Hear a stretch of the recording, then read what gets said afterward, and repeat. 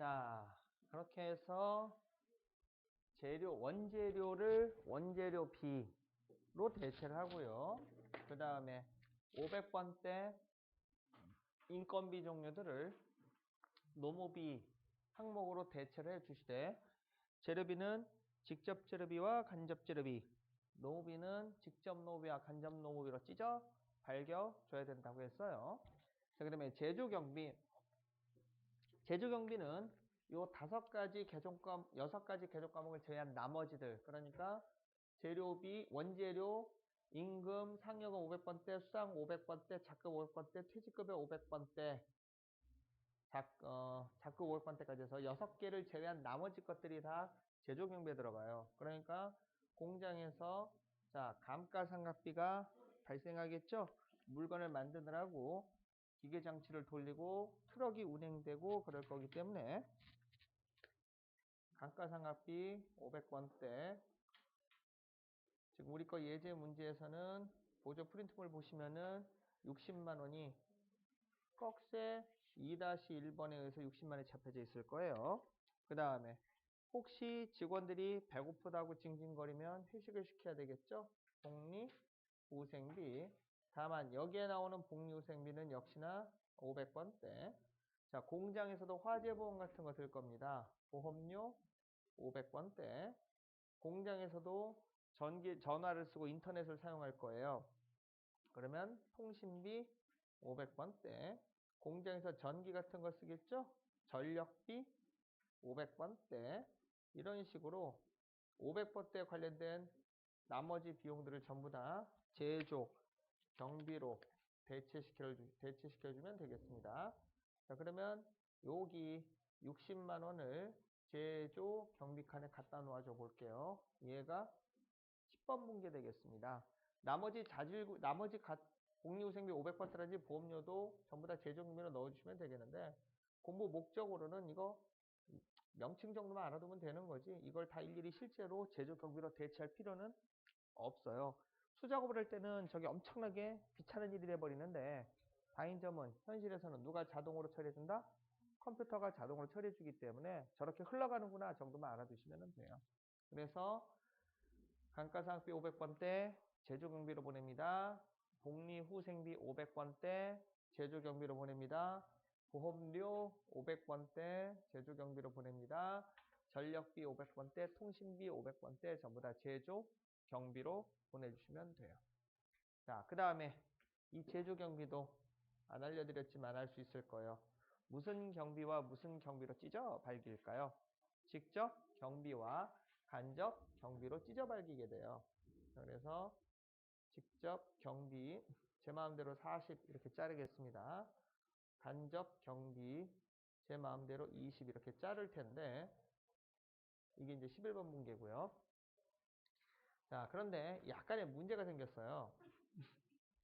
이 부분을 얘기 안 하고 이제 설명을 했었는데, 이 원가 회계는 유럽에서 만들어진 게 아니고요. 세계 2차 대전 때 미국에서 만들어진 회계입니다. 그러니까 2차 대전을 치르면서 미국이 전쟁용 군수 물자를 만들어낼 때 어떻게 하면 적은 재료비와 적은 인건비를 가지고 물건을 몽땅 만들어낼 수 있을까라고 고민한 끝에 도입된 회계가 이 원가 회계인데요. 이 원가 회계가 도입되면서 미국 생산 능력이 장난이 아니게 늘어나요. 그래가지고 지식인 검색에 찾아보시면 특정 업체를 선전할 수 없으니까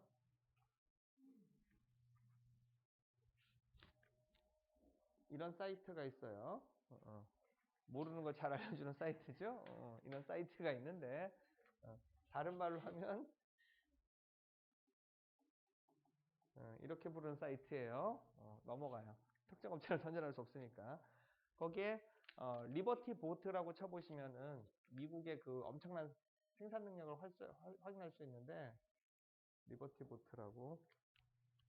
이게 뭐냐면은 2차 대전 때 영국이 해상 봉쇄 조치를 당합니다. 독일군 때문에. 독일군이 이제 잠수함을 동원해 가지고 영국으로 가는 보트는 상선들은 전부 다 침몰시켜 버리겠다.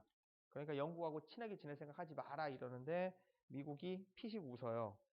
니들이 잠수함이 아무리 좋다고 하겠지만 우리를 이길 수 있을 것 같아? 그러더니 상선을 배를 만들어 가지고 미국으로 군수물자를 실어 나르기 시작을 합니다. 뭐냐면 인해전술 작전. 그래가지고 우리나라 지금 생산 능력으로도 컨테이너선을 만든다 그러면 대략 6개월 정도 걸리는 걸. 최고 신기록이 42시간 만에 배를 한 척 만드는 거 있어요. 그렇게 해가지고 상선을 2,600척인가를 만들어가지고 연속으로 보내요.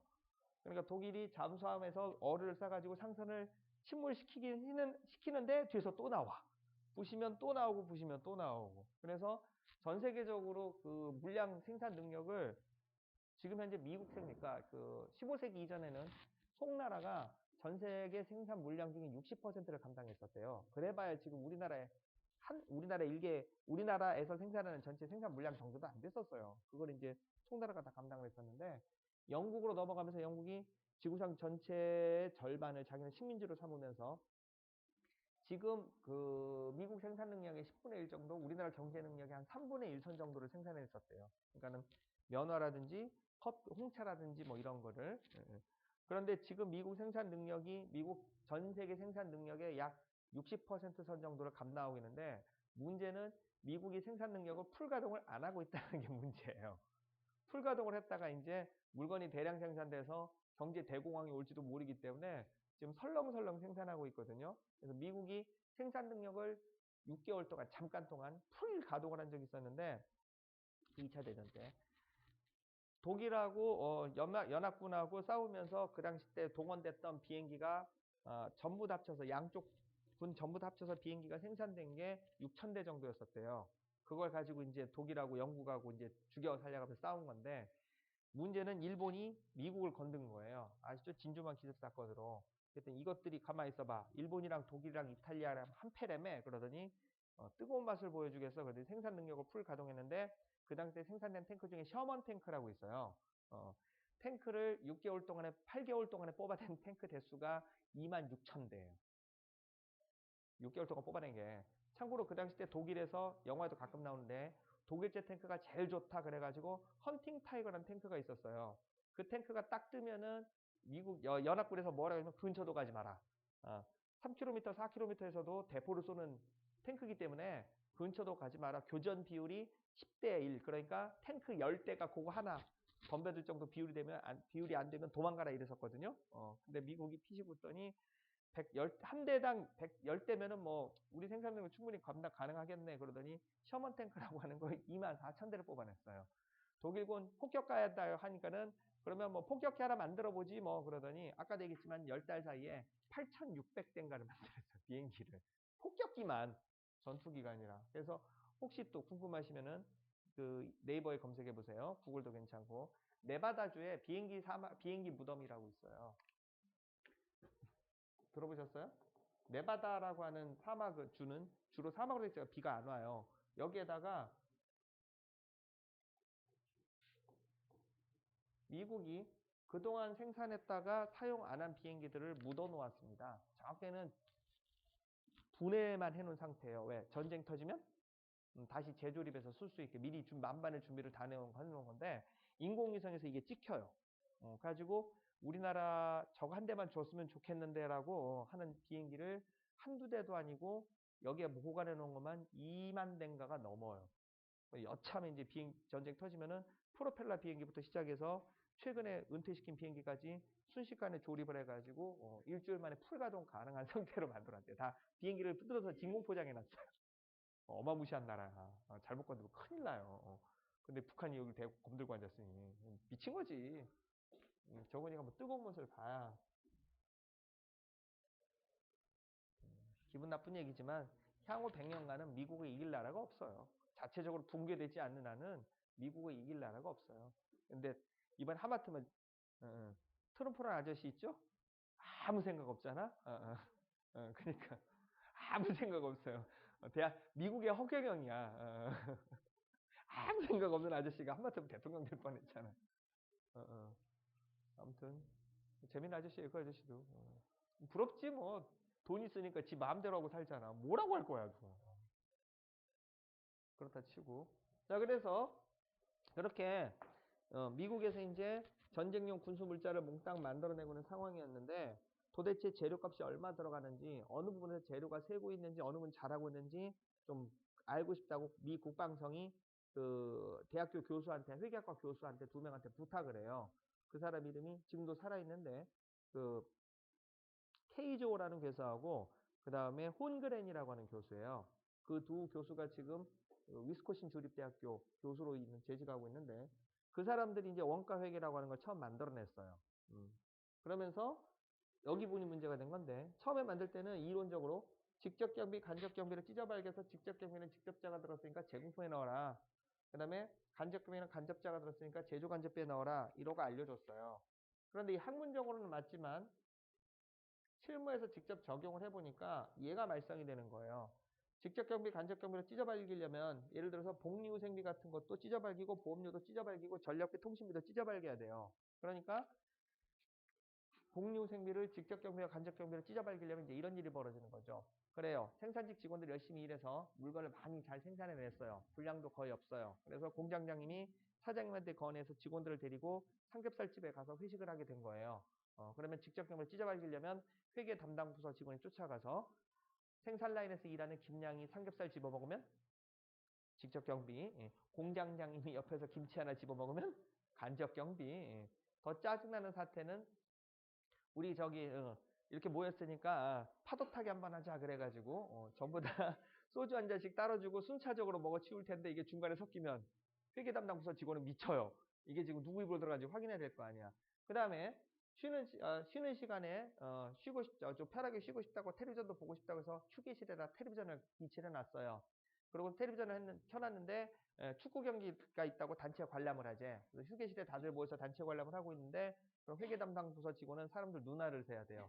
생산 라인 직원의 눈알이 몇 개인지, 공장장이 생산 부서의 관리, 생산 쪽 파트의 관리부서 직원이 눈알이 몇 개인지를 세가지고 그 비율대로 텔레비전 시청률을 안분 계산을 해야 돼요. 이게 사람이 할 짓이에요? 말이 안 되는 거지. 그래서 이쪽 파트 제조경비 쪽은 종목은 굉장히 많은데 각 항목당 발생하는 금액이 굉장히 자질구레해요. 거기에다가 생산과 직접적으로 관련이 되어 있는지 안 되는지 쪼개는 게 굉장히 또 애매모호하고 기준이. 그래서 실무에 있는 사람들이 귀찮다. 이래주거나 저래주거나 죽기는 매한가지니까 제조간접배 때려 박아 넣어보자. 뭐 이런 사태가 벌어진 거예요. 그래서 직접 경비는 지금 제가 빨간색으로 표시한 부분은 정말 조심하셔야 되는데 직접자가 붙었지만 제공품이 아니라 제조간접배에 처박아 넣어주셔야 돼요. 제조간접배에 처박아 주셔야 돼요. 이게 좀 사연이 있는데 탱크나 비행기나 잠수함 같은 경우는 누가 물건을 구입해 주냐면 정부에서 물건을 구입해 줘요. 그러니까 우리나라에서 잠수함을 제일 잘 만드는 회사가 지금 망하니 많이 죽여 살려하고 있는 대우조선인데 안 믿어지겠지만 전 세계에서 원자력 잠수함 빼고 전기로 움직이는 디젤 발전 잠수함은 우리나라가 세계에서 제일 잘 만들어요. 원조인 독일보다 우리가 더 잘 만들어요. 실제로 어떤 일이 있었냐면 우리나라 해군이 장난이 아닌데 규모가 아니라 실력이 그 미 해군이 이제 림팩이라고 해가지고 그 일본 해군하고 그 미국 해군하고 우리나라 해군까지 묶어서 훈련을 하게 돼요. 가상 모의 적군을 가정을 해가지고. 그런데 우리나라 잠수함 운영 실력이 장난이 아닌 게 분명히 부산에서 출발할 때 우리 몇 월 며칠자 출발한다. 우리 제주도 앞바다 벗어나자마자 공해상에서 잠수할 거거든. 나 잡아봐라 이러고 알려준 거 위치를 다. 그래가지고 미국에서 그걸 전부 다 감시를 하면서 모의 훈련이니까 감시를 했는데 어느 순간인가 하와이 근처에서 못 놓쳤어요. 그러고 나더니 밑도 끝도 없이 캘리포니아 해안에 나타난 거예요. 우리나라 잠수함이. 그래가지고 미국 정부가 뒤집어진 적이 있었어요. 그렇게 철통같이 지킨다고 해놓고서는 어떻게 잠수함 그거 못 잡느냐. 만약 그 잠수함이 소련 거나 북한 거였어 봐라. 핵탄두라도 싣고 뭐 어떡할래. 한국이었기 망정이지 큰일 날 뻔했다 그래가지고 진짜로. 그래가지고 미국 국방성이 발칵 뒤집어져 가지고 결국은 구축함을 하나 만들게 되는데 인터넷에 검색해 보면 나와요. 주말트라고 하는 구축함이 있어요. 4세대 구축함인데 배 한 척에 3조 원이 들어가요. 항공모함 만드는데 1조인데 이 배는 3조가 들어가요. 왜냐면 스텔스 구축함입니다. 레이더에 안 잡혀요. 그리고 대포부터 시작해서 미사일까지 달아놓고 심지어는 다음번 그 차세대 무기인 까먹었다. 갑자기 기억이 안 나는데 화약으로 안 쏘고 전기로 그 대포를 쏘는 게 있어요. 그거 장착할 예정이에요. 그 우리나라 잠수함 때문에 일 터진 거예요. 그래가지고 한국 잠수함한테 들켰다. 한국 잠수함한테 뚫렸다. 이거 우리나라 보안체계 문제가 있는 거다. 해안 방어선에 문제가 있는 거다. 그래가지고 그렇게 해서 지금 배를 지금 만들고 있는 중인데 레일건 레일건이라고 있어요. 그래가지고 이제 옛날처럼 화약으로 대포 쏘고 뭐 죽여 살려 미사일 쏘고 이게 아니에요. 발전기로 전기를 돌려가지고 알루미늄 덩어리를 쏘는데 음속의 10배까지 날아간대요. 근데 문제는 소리가 안 나. 미사일을 쏘면 이게 소리가 나잖아요. 뒤에서 막 제트 엔진 붙어 있고 이러니까. 근데 얘는 전기로 쏘는 거라서 뚫렸는지 안 뚫렸는지도 모르고 그냥 구멍이 난대요. 소리가 안 나가지고. 아무튼 그렇다 치고.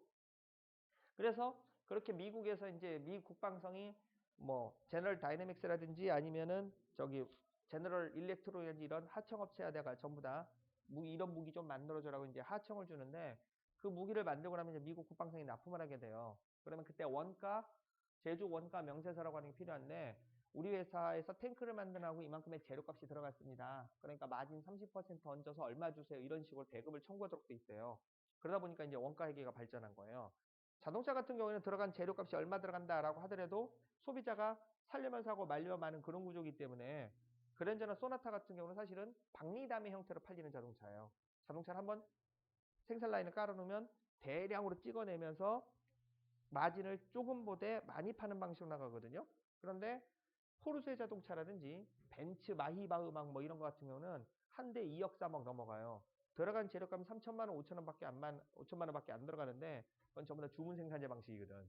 그러니까 그건 비싸게 받아도 되고 그런 방식인데 군사용 무기 같은 경우는 전부 다 주문 생산 방식이란 말이에요. 그러다 보니까 들어간 재료값이 얼마가 들어간지 알아야 거기다 마진을 붙여서 팔 수 있게 되는 건데 문제는 정부에서 너 들어간 재료값과 인건비 줘봐.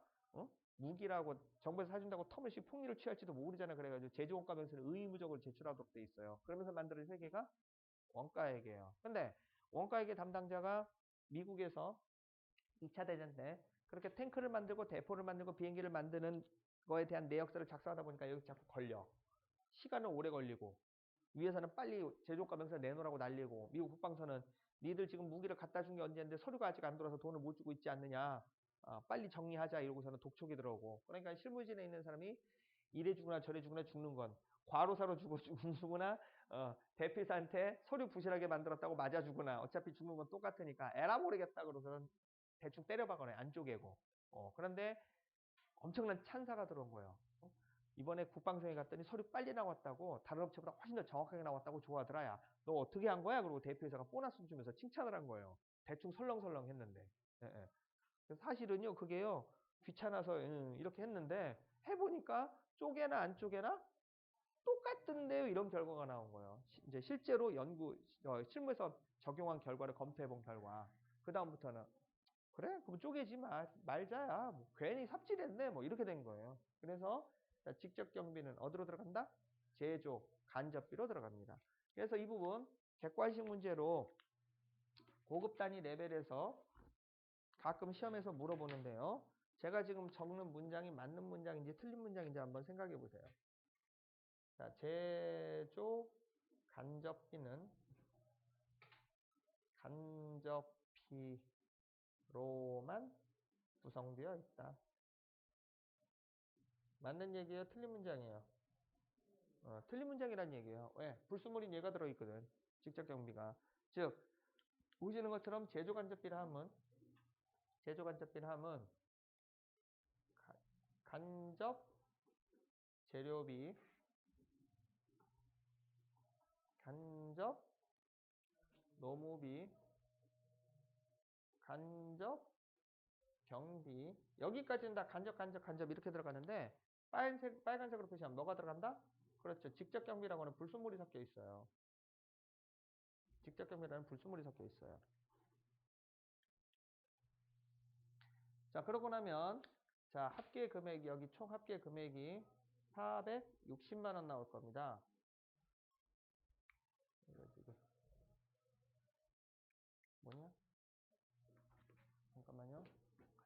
여기가 300백인데 여기가 300만원, 100만원이기 때문에 합계 금액이 460이 떠요. 자, 그럼 이 문제는 이 460을 자, 제공품에다가 분배를 해주셔야 돼요. 이렇게. 그럼 이게 원가 회계에서 제일 어렵다라고 하는 제조 간접비 배부 파트인데요.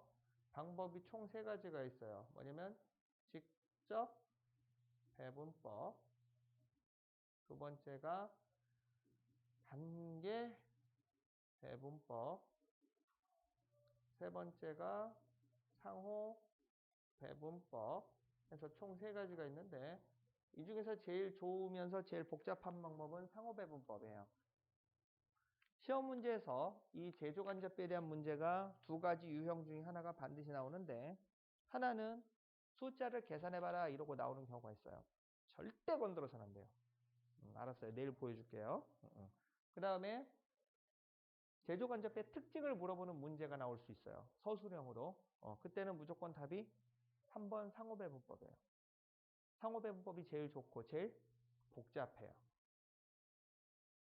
상호배분법이 제일 좋으면서 제일 복잡한 방법이에요. 자, 그러면 제조간접비 460만 원이 여기 할당이 되는데요. 아직 정신줄로 오면 안 돼요. 이제 절반 왔어요. 얘기했잖아요. 원가액이 아주 짜증나는 동네라고. 자, 그러면 분계 보여드리면 여기가 11번, 여기가 12번, 여기가 13번, 여기가 14번이 되겠는데 14번 분기까지 한꺼번에 분계 보여드릴게요. 사실은 프린트물 3페이지에 이게 다 있는데 이건 다 이해되셨죠? 필요한 거 필기하시고 사진을 찍으시고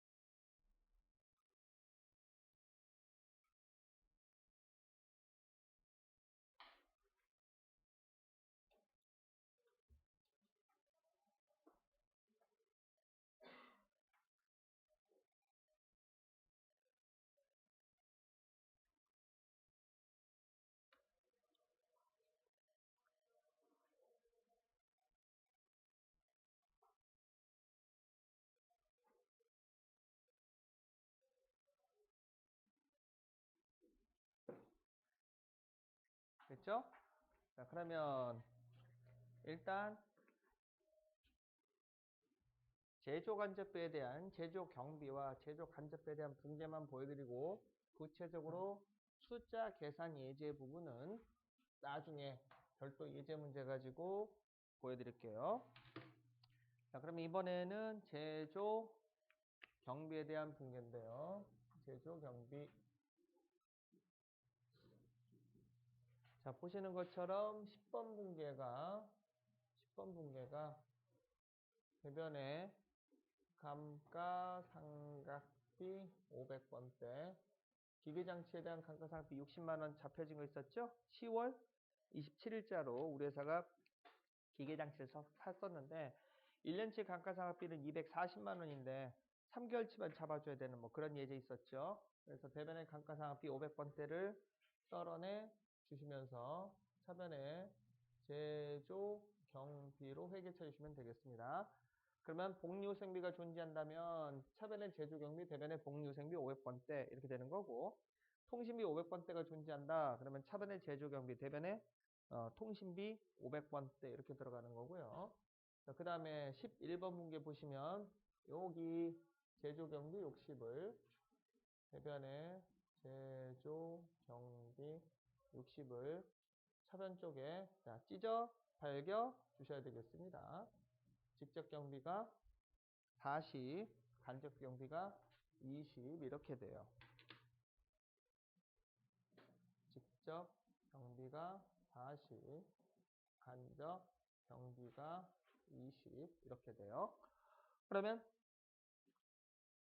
직접 경비와 간접 경비 부분을 대체하는 분계, 그러니까 12번 분계와 13번 분계가 들어가야 되는데 12번 분계부터요. 자, 직접 경비 떨어냅니다. 대변에 직접 경비 40을 직접 자가 붙었다고 해서 제공품이 아니라 뭐로? 그렇죠. 제공품이 아니라 제조 간접비로 처리해야 됩니다. 그래서 이 부분 빨갛게 박스 친 부분 분계 조심하셔야 돼요. 그 다음에 13번 분계 하변 대변 대변에 직접 경비 간접 경비 20을 대변에 간접 경비 20을 차변 쪽에 제조 간접비로 잡아주셔야 됩니다. 이건 뭐 간접자가 들은 분계니까 그다지 어려운 얘기는 아닐 거고요. 자, 마지막으로 여기 제조 간접비 14번 분계 대변 분계에서 제조 간접비 460을 제공품으로 대체하는 분계를 해주게 되는데 간단한 거 아닌가요? 할지 모르겠는데 실제 현실에서는 이 제공품이 하나만 있는 게 아니라 예를 들어서 우리 회사가 빵을 만드는 회사다. 그러면 빵을 만들 때 빵을 하나만 만드는 게 아니라 식빵도 만들고요. 그 다음에 소보루빵도 만들고요. 그 다음에 치즈케이크도 만들고 이래요. 그러면 제공품 1을 식빵이라고 가정했었을 때 제품 1이 이제 식빵이 되는 건데 식빵은 들어가는 재료는 그다지 고급스러운 재료가 안 들어가요. 밀가루, 소금, 이스트, 설탕 조금 이 정도면 돼요. 그 다음에 좋은 점이 뭐냐면 반죽 자체가 찰기가 없어서 실제로도 그런데 기계로 반죽한 다음에 기계로 본을 떠서 전기오븐에서 그냥 구워내면 돼요. 그러니까 자동화가 가능해요. 그런데 치즈케이크는 비싼 고급재료인 치즈가 들어가는데 문제가 뭐냐면 반죽을 시켜놓으면 이게 찰져요. 찰기가 있어가지고 기계로 집어넣으면 기계에 들러붙게 됩니다. 그러니까 자동화가 안 돼요. 그래서 비싸고 마진도 많이 남길 수 있지만 단점은 사람 손으로 일일이 만들어야 되는 문제점이 있어요. 그러니까 쉽게 말해서 식빵은 기계 장치를 동원하기 때문에 인건비는 별로 안 나오지만 감가상각비가 많이 나오고 전력비가 많이 나오는 제품이고, 그러니까 저쪽 제조간접비가 많이 나오죠, 식빵은. 그 다음에 치즈케이크는 사람 인건비라든지 재료값이 비싼 게 들어가서 그렇지 기계를 쓸 게 별로 없어요. 인건비나 직접 재료비나 직접 노업이 기준이 높지 제조간접비는 별로 발생할 게 없는 그런 분야예요. 그러면 이 제조간접비를 그렇게 제공품 1, 제공품 2, 제공품 3 이런 식으로 해서 각 제품별 특성에 맞게 안분 계산을 해주셔야 돼요.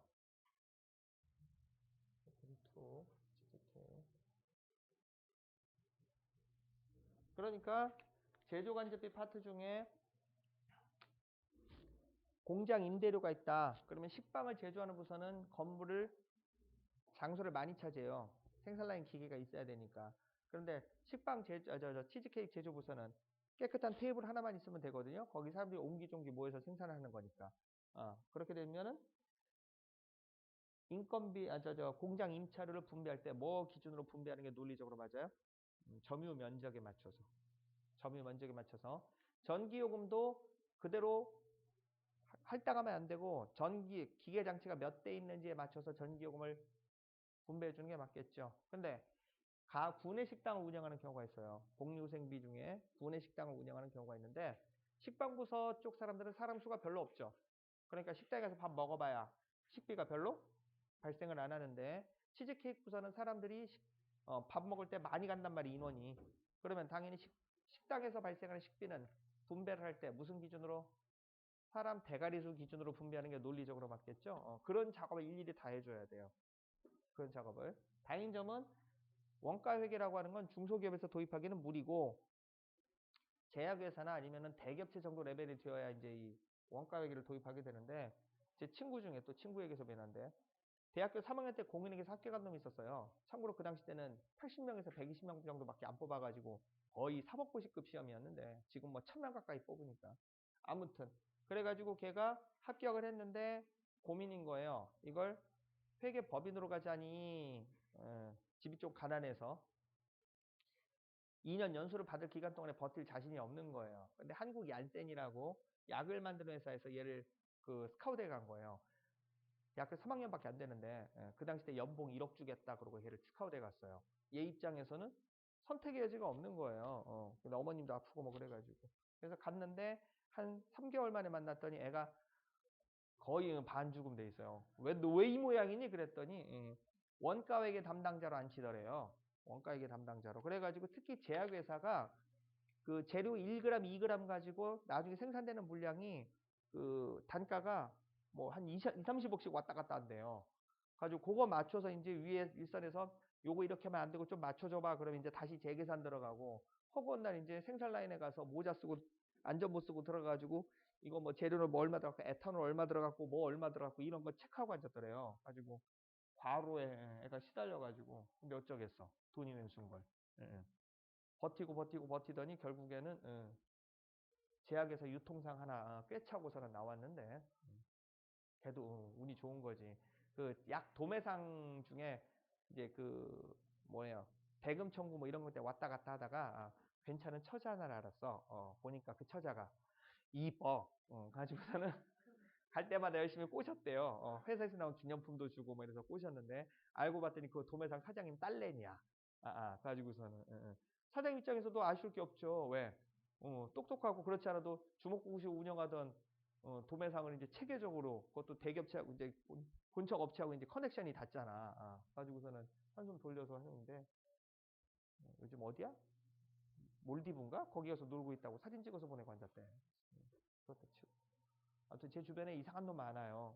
얘기 안 했나? 제 친구 중에 저기 경찰대학교 수석으로 졸업한 놈 있어요. 고등학교 동창생 중에. 거기까지는 좀 우아할지 모르겠는데 저기 인천 경찰서에 있는데 가끔 만나면은 난 또 이렇게 혹시 돈 안 갚는 놈이 있으면 좀 부탁을 좀 하려고 좀 친하게 지냈지. 그때 술만 마시면 저한테 부탁을 하는 게 자기가 이게 경찰 내부에 이렇게 인맥줄이 안 돼가지고 진급이 안 된대요. 그래서 큰 거 하나 잡으면은 이게 또 무슨 진급의 가산점이 있대. 그래서 혹시 성추행 사건이나 절도 사건 저지를 거 있으면 나보고 자기한테 미리 연락을 해달래. 왜냐면 현행범에서 체포해야 구속영장이 필요가 없대요. 근다고 혹시 성추행범 같은 거 지하철 저질 있으면 미리 얘기를 해주고 자기 앞에서 해달래. 이게 무슨 친구야, 왼수지. 아이씨. 신문기자도 그래요. 허구한 날, 뻑한 날 와가지고서는, 뭐 애로사항 없냐, 뭐, 내가 이번에 그 기사 하나 너를 위해서 내주면은, 뭐 구청 직원, 그저 이런 거 세무서 필요 없다. 모든 민원이 해결될 거다. 그러니까 네가 밥 사, 뭐 이러고 앉자고. 그 다음에 친구 중에 저기 지금 한의사하고 있는 의사가 됐어요. 정신과 의사인데 걔가 전교 1등이었거든. 걔가 이제 의대 가더니 이제 같은 이게 현대 아산병원에 있다가 같은 과 저기 의사하고 결혼했어요. 여자 의사하고. 거기까지 좋았어. 근데 맨날 혹은 날 정신과 병원 환자들 만나니까 이게 짜증나는 거야. 이상한 헛소리나 해야 되고. 그래가지고 마누라한테 나 이제 도저히 스트레스 받아서 안 되겠다. 나 한의사 할래 그랬는데 무슨 얘기냐면 지금 하고 있던 거 때려치고 이제 다시 대학교를 다시 가겠다는 얘기예요. 그럼 당연히 수입이 반토막 나잖아. 근데 와이프는 반대를 하고 그래서 결국은 합의를 본 게 그럼 네가 벌어서 네가 가라. 거기까지는 합의를 봤어요. 그랬더니 이 녀석이 저한테 전화 연락을 했는데 자기가 십전 대보탕을 지었으니까 나보고 사가래. 밑도 끝도 없는 십전 대보탕은 또 뭔데? 그랬더니 자초지역을 얘기하면서 대학교 경희대학교 등록금을 좀 왕릉대학교 등록금을 좀 마련하고 싶대요. 그래서 십전 대보탕 좋은 게 있대. 뭐 잘하는 한의사 있니? 그랬더니 아니래. 자기가 동의보감을 주고 정성껏 지은 거래. 경동시장 가서 사왔대. 야, 너 아직은 한의사 아니잖아. 그랬더니 어차피 한의사 될 거고 남들 다 약 지는 거 고만고만 하니까 미리 사 먹은 거 나쁘진 않다고. 저거 200만 원 내래요. 그걸. 들어간 재료값은 잘해봐야 한 5, 6만 원어치 들어갔을 텐데 싫다. 미쳤다고 널 네 걸 사 먹냐 그랬는데 이 인간이 우리 어머니한테 전화했어요. 근데 이해가 안 되는 게 뭐냐면 우리 어머니는 또 저는 안 믿는데 또 걔는 믿어. 이해가 안 되는. 네가 무슨 남들 세금 계산해 준다. 아직도 그러세요.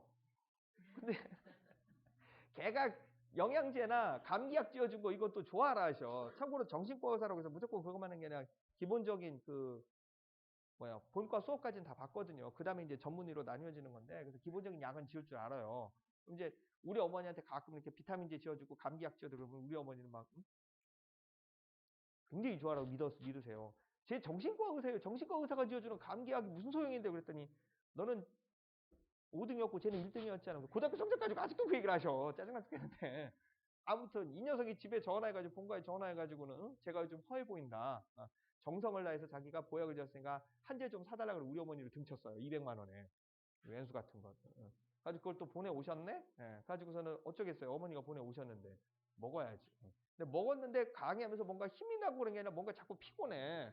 가지고 병원에 가서 저기 혈액 검사를 해봤더니 간 수치가 높게 나온 거예요. 간 염증이. 뭐 먹는 거 있냐? 2차 주차해서 한약 먹고 있다. 십전대부터 해서 너 먹고 있다 그랬더니 아무래도 성분이 의심스럽대. 좀 끊어보래. 끊고 났더니 수치가 정상으로 돌아왔어요. 아직도 있어요 지금. 버리지도 못하고 먹을 수도 없고 지금. 그랑 똑같아요 여러분들. 여러분 친구 중에 저기 특히 엄마 친구가 보험 설계사 들어가면 답 안 나오잖아. 그죠? 까일 거 알고 석탄질 넣어주잖아. 넘어가요? 좋은 얘기 아니야? 아무튼 뭔 얘기를 하는 거지 지금. 그래서 다시 얘기 원위치. 자, 그래서 보시는 것처럼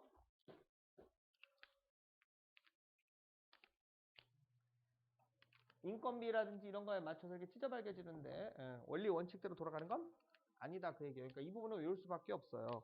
원가 회계를 80년 동안 운영해 보면서 이 방식이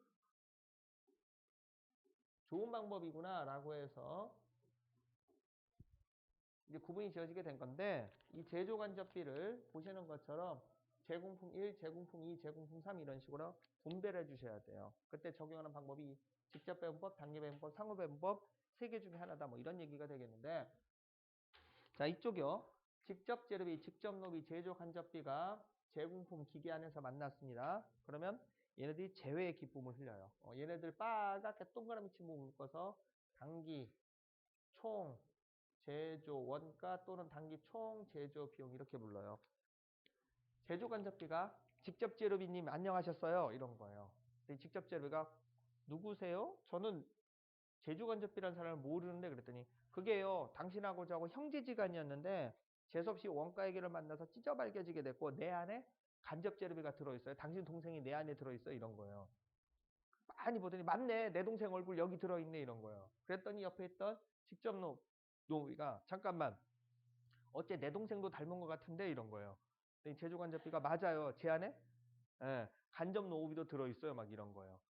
드디어 흩어졌던 가족이 만났구나라고 막 서로 부둥켜 얼싸안으면서 막 재회의 기쁨을 흘리고 재회 눈물을 흘리고 있는데 재회의 기쁨을 누리고 있는데 저쪽 구석에서 누가 소리를 빡 질러요. 야! 조용히 안 할래? 다시 만난 게 뭘 대수라고 그래. 얼른 이 반죽기 안에 빠져나가야 될 거냐 이런 거예요. 누굴까 하고 봤더니 작년에 들어온 제공품인데 완성이 되지 못해서 미처 빠져나가지 못하고 있는 묵은 제공품이에요. 그걸 기초 제공품이라고 불러요. 자, 그럼 기초 제공품 작년에 만들다가 남은 건데 버려야 돼요? 계속해서 제품 제조에 사용해야 돼요? 그렇죠. 계속 사용해야 돼요. 버리는 거 아니에요. 손님을 위한답시고 신선한 식자재 가지고 빵을 만들고 저런 음식 종류를 만들면은 폭삭 망해요. 약간의 양식 물량이지만 어제 거, 작년 거, 묵은 거 섞어서 제품 제조에 사용을 해야 돼요. 그래서 하는 얘기인데 여러분 혹시 중국집에 가거든 볶음밥은 먹는 거 아니에요? 여러분 혹시 분식점에 가거든 김치찌개는 먹는 거 아니에요? 혹시 왜 그런지 아세요? 남은 걸로 만들거든. 볶음밥은 원래 밥에다가 기름 코팅을 해가지고 만드는 거기 때문에 한국 사람이나 일본 사람이 좋아하는 밥은 찰기가 있어가지고 이게 겉에 코팅막이 형성돼서 기름이라든지 이런 향신료가 잘 안 배요. 볶음밥은 원래 중국 요리입니다. 근데 중국 사람들이 먹는 밥은 아시는지 모르겠는데 안남미라고 해가지고 찰기가 없어요. 손으로 집어 먹을 수 있는 그 쌀 종류인데 그런 쌀 종류는 향신료가 빨리 배요. 찰기가 없기 때문에. 그래서 이제 볶음밥을 할 때 저기 파기름에다가 식은 밥을 볶고 거기다 계란 넣고 새우 넣고 이렇게 해서 만드는 건데 그러면 문제는 그 밥. 바로 갓 지은 따끈따끈한 밥으로 볶음밥을 만들면 뭉쳐요, 이게. 그래서 어떤 밥을 사용한다? 그렇죠. 식은 밥을 사용해야 돼요. 식은 밥을 사용해야 돼요. 그래서 중국집에서 팔고 있는 볶음밥에 들어있는 밥은 전날 안 팔리고 남은 식은 밥이에요. 그걸로 만드는 거예요. 그러면 볶음밥은 식은 밥 부분이 기초 제공품. 그 다음에 이제 손님이 주문 들어오면 그때부터 파 썰어서 기름에다 볶고 후추 넣고 계란 넣고 하면 그게 직접 재료비, 직접 노비가 들어가는 거예요. 그 다음에 김치찌개요. 다 그런 건 아닌데 분식점에 가서 김치찌개 시켜보시면 상대 다른 음식보다 좀 싸요. 왜? 김치찌개 주성분은 뭐예요? 김치죠. 근데 그 김치 중에 극히 일부분이지만 전날 손님 식탁에 밑반찬으로 나갔던 김치인 경우가 있어요. 뭐냐면 손님이 이제 뭐 백반을 시키고 뭘 시키는데 밑반찬으로 김치가 나갔단 말이에요. 한두 개 집어먹고 그냥 남겨놓는 경우가 있어요. 그 김치를 버리자니 아깝고 다시 밑반찬으로 내놓자니 위생상 문제가 있을 것 같고 그러니까 그 김치 어디로 들어가요? 그렇죠. 김치찌개 할 때 그 안에 들어가는 거예요. 김치찌개 안에 들어있는 김치는 기초 제공품이고 어제 먹다 남은 거. 그 다음에 김치찌개를 끓이기 위해서 목살 집어넣고 미원 집어넣고 파 집어넣으면 그거는 직접 재료비 오래인지 새로 집어넣는 거 그렇게 되는 거예요. 맞대니까. 됐어요? 자, 그러고 나서 물건이 완성이 되어서 드디어 공장에서 매장으로 옮겨지게 됩니다. 공장에서 매장으로 옮겨지게 되는데 이걸 단기 제품 제조 원가 이렇게 불러요. 기억이 나시는지 모르겠는데 여러분들 기초 재무제표에서 네 가지, 5가지 입력을 할 때 그때 두 번째 단계를 입력하는 서류가 제조원가 명세서다. 일단 노무비, 원재료비, 노무비, 그 다음에 경비 일단 입력을 하고 나중에 원가에게까지 설명을 한 다음에 다시 한번 설명해 주겠다라고 한 서류가 하나 있었어요. 그때 나왔던 명칭이에요. 조금 이따 여러분들이 직접 제조원가 명세서를 직접 만들어 보고 그 부분을 설명을 할 텐데 문제는 올해 물건을 만드는데 얼마만큼의 재료값이 들어갔는지를 계산하려면 반드시입니다. 기말에 연말에 기계를 뜯어서 얼마치가 완성이 안 되고 남아있는지를 확인하셔야 돼요. 그러면 제가 드린 보조 프린트물에서는 기말 제공품이 1,060만원치가 남아있다라고 제가 문제를 제시했어요. 문제 풀이를 위한 자료를 제시했어요. 자, 그러면 얼마치가 완성이 돼서 빠져나갔을까요? 심란해 하시는데 간단해요. 초등학교 단수예요. 양쪽이 뭐 하기만 하면 돼요? 같기만 하면 되는 거예요. 같기만 하면 되는 거예요. 그래서 시중 책에서는 이 부분을 기초 원재료 더하기 단기 총 제조 비용 빼기 기말 제공품이 단기 제품 제조 원가다라고 하는 공식으로 적어 놨는데 공식으로 외울 필요 없어요. 마찬가지로 발을 정자 한번 그려주시되 양쪽 금액을 끼워 맞춰주면 되는 거예요. 자, 그러면 단기 제품 제조 원가가 드디어 공장에서 매장으로 넘어옵니다. 그러면 이 제품 원장 파트는 생산 부서가 아닌 판매 부서에서 사용하는 원장 부분이에요. 자, 그렇게 해서 단기 제품 제조 원가 500만 원이 여기로 이사로 오게 됩니다. 단기 제품 제조 원가 500만 원이 제품 계정에 400만 원.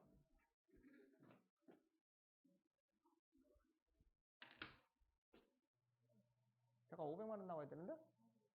1000. 여기 직접 노비가 400이었으니까 400만 원이기 때문에 여기 500만 원 나와야 돼요. 얘를 다 외우고 있거든요. 내가 만든 거라서. 자, 그러면 단기 제품 제조 원가가 제품 원장으로 넘어오도록 되는데 얘네들이 기쁨의 환호성을 질러요. 야, 신난다. 다행이다. 드디어 우리가 그 지긋지긋한 공장을 빠져나왔구나. 그 우리를 못 살게 해주던 반죽기를 빠져나오고 그 뜨거운 열기 속에 오븐을 거쳐 나와서 우리가 드디어 빵이 되었구나. 우린 이제 불행 끝 행복 시작이다. 그래서 와 하고 좋아하고 있어요. 뭐가? 단기, 제품, 제조, 원가가 매장으로 옮겨왔다고 신나하고 있어요. 그랬는데 한쪽 구석에서 누가 소리를 또 빽 질러요. 야! 조용히 안 할래? 공장에서 빠져나온 게 뭐 대수라고 그래? 응? 팔려야 될 거 아니야? 팔려야 될 거 아니야? 이런 거예요. 안 팔리면 나처럼 여기서 곰팡이 피어가면서 저기 구석에 처박히게 되는 신세가 된 거 몰라서 물어? 이런 거예요. 막 저처럼. 넘어가. 아휴, 한 달 반 남았어요. 졸제 또 2월 재고야. 에이. 저번에 한번 우리 어머니가 무슨 뭐? 가옷 뭐예요? 무슨 결혼 중개 뭐 이런 회사도 있대. 예, 아무튼 거기서 전화 왔는데 제 거 조건을 꼬치꼬치 캐묻더라고요. 그래서 어머니가 시키니까 별 수 있는 대로 대답을 해줬지. 그러면서 어떤 여성분을 원하시니? 예, 그래서 나름 내가 생각한 기준을 얘기했더니 지금 나이대로는 안 된대요. 가지고 이혼녀나 애 안 딸린 이혼녀나 노처녀 쪽 같은 경우는 조금 그렇고 그렇게 얘기를 하더구만. 넘어가요. 갑자기 또 우울해지네. 사실은 정말 제가 그렇게 양심 없는 소리를 했겠어요. 자꾸 그렇게 상업적으로 우리 어머니가 자꾸 못 살게 구니까 나이는 30살 초반이면 좋겠고 직업은 고등학교나 중학교 선생님 정도면 좋겠다. 없거든. 내가 알거든. 없다는 걸 알거든. 그때 저쪽에 산속을 푹 쉬더라고요. 뉘앙스가 딱 그거지. 그러니까 네가 아직 장가를 못 갔지 뭐 이런. 넘어가. 좋은 얘기 아니야. 자, 그래서 기초 제품 200만 원. 작년에 안 팔려 남은 게 있는데 저거 버려야 돼요. 계속 판매를 해야 돼요. 그렇죠. 2월 재고 뭐 이런 식으로 해서 섞어서 팔아야 되는 거예요. 그래서 여러분들 특히 조심해야 될 게 연초에 시크릿 박스 그래가지고서는 그 스타벅스라든지 아니면은 또 화장품 가게 같은 데서 상자 10,000원짜리 사면 그 안에 뭐 집어넣어 주는 거 뭐 이런 거 있죠. 안에 뭐가 들어있는지 모르는 상태에서 사가지고 이렇게 박스 열어보면 뭐 들어있는 거 있잖아요. 그거 잘 보시면은 새거 신상품 없어요. 그죠? 좀 쓸만한 한 3개 정도 넣어놓고 안 팔리는 물건들 이상한 거 집어넣어가지고 기프트 박스라고 팔고 있는 건데 그거 말려들면 안 돼. 그래요. 나도 말려봤어.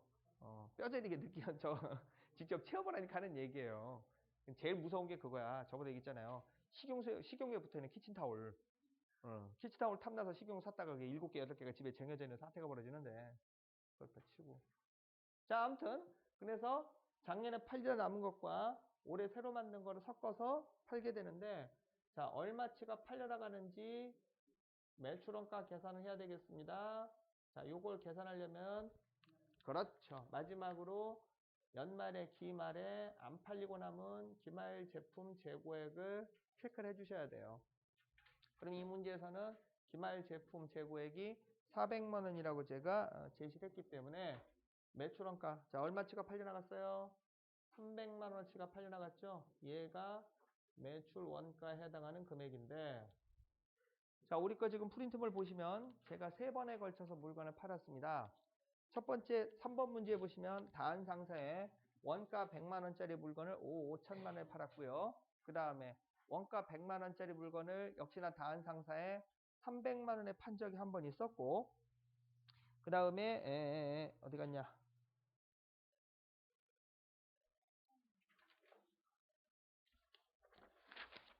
3번 분기에서 다한 상사에 물건 판 게 있었고 그 다음에 7번 문제에서 6월 1일자에 역시 100만 원짜리 물건은 다한 상사에 팔았었고 한 번 더 팔았었는데 15번 문제에서 원가 100만 원짜리 물건을 이번엔 1000만 원에 팔았었죠. 원가가 100만 원, 100만 원, 100만 원 3번 발생했잖아요. 그 300이 그렇게 해서 계산된 거예요, 지금. 그렇게 해서 계산된 거예요. 그래서 300만 원치 물건이 100만 원씩 세 번에 걸쳐서 팔렸다라고 하는 걸 연말이 되어야, 기말이 되어야 알 수 있는 그런 구조로 돼 있어요. 상황식 회계는. 됐죠? 자, 그래서 최종적으로 답이 도출됐네요. 자, 꺽쇠 3번 매출 원가분에 대한 분계는 대변에 제품이 300만 원치가 팔려 나갔고요. 그게 차변에 뭐가 돼요? 매출 원가가 되는 겁니다. 자, 쉬었다가 네 번째 대손상각비, 대손충당금 부분 있죠? 다시 한번 설명하도록 할게요. 쉬세요.